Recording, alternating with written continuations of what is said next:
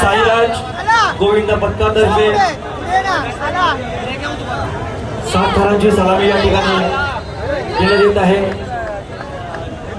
महाराष्ट्र नवनिर्माण सेना महाड पश्चिम विधानसभा महाराची दुसरी दहीहंडी साईराज गोविंद पथक।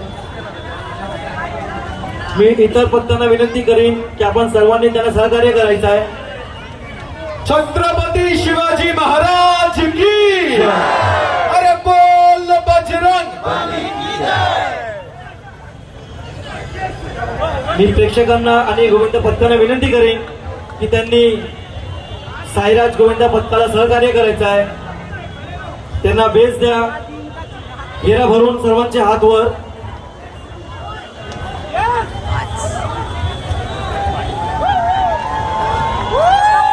एकाच रात